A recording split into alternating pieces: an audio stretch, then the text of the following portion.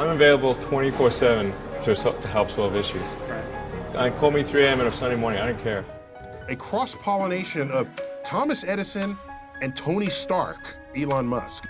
Were you a little naive when you thought I can easily build an electric car and a rocket? I didn't think it would be easy. Like I said, I thought they would probably fail. But you know, like creating a company is almost like having a child. So it's sort of like, how do you say your child should not have food? So once you have the company, you have to feed it and nurse it and take care of it, even if it ruins you. Yeah.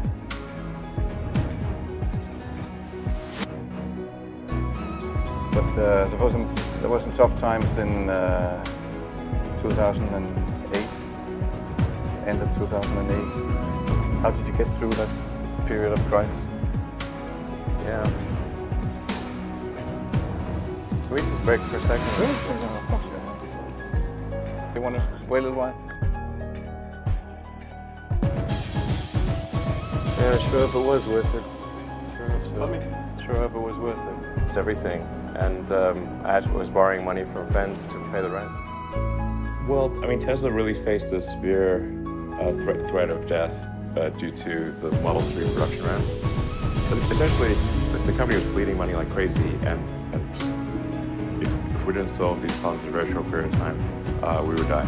And it was extremely difficult to solve them. How close to death did you come? Within single-digit weeks. 22 hours a day? Like, how many I hours? was working, so 7 days a week, sleeping in the factory. I worked in the paint shop, general assembly, body shop. You ever worry about yourself imploding? Like it's just too much? Absolutely. No one should put this many hours into work. This is not good. People should not work this hard. They should not do this. This is very painful. Painful in what sense? It hurts my brain, my heart. Where do you come up with your best ideas? Are you on vacation, or are you kind of just like in the middle of the night you wake up and start drawing things down? Or? You know, sounds really cliche, but like the shower is probably like wake up and go to shower in the morning. And I think actually what's really happened is kind of stuff is percolated in the subconscious. Right.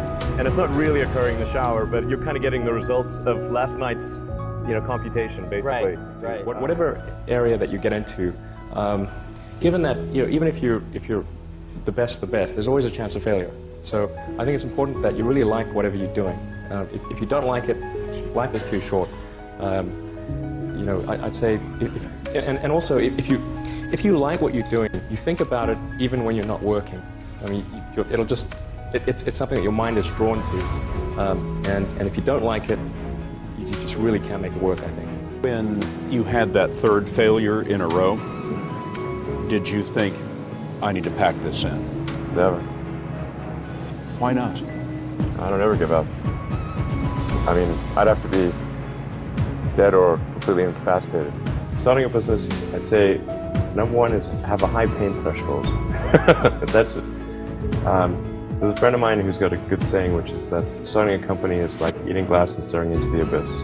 Okay, that's generally what happens, because when you first start a company, there's lots of optimism and things are great, and then so happiness at first is high. Then you encounter all sorts of issues, and happiness will steadily decline, and then you'll go through a whole world of hurt.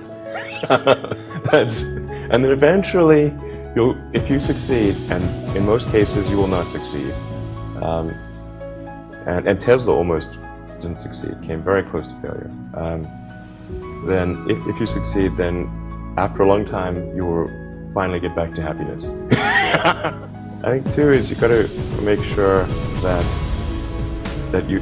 whatever you're doing is a great product or service. It has to be really great. And I go back to what I was saying earlier, where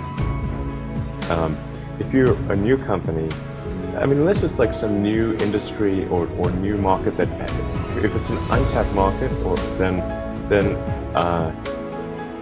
you have more ability to, the standard is lower for your product or service. But if you're entering anything where there's an existing marketplace against large entrenched competitors, then your product or service needs to be much better than theirs. It can't be a little bit better, because then you put yourself in the shoes of the consumer and they say, why would you buy it as a consumer? You're always going to buy the trusted brand unless there's a big difference. So a lot of times, entrepreneur will come up with something which is only slightly better. And it's not, it can't just be slightly better, it's got to be a lot better. Number 3, I'd say, is constantly seek criticism.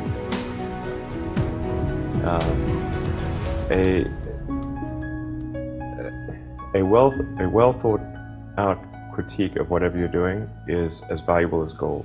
And you should seek that from everyone you can, but particularly your friends. Usually your friends know what's wrong, but they don't want to tell you because they don't want to hurt you. So they'll say, oh, I would encourage my friends, so I'm not going to tell him what I think is wrong with his product. It doesn't mean your friends are right, but very often they are right. And you at least want to listen very carefully to what they say. And to everyone, you're looking for, basically, you should take the approach that you're wrong. That you, the entrepreneur, are wrong. Your goal is to be less wrong.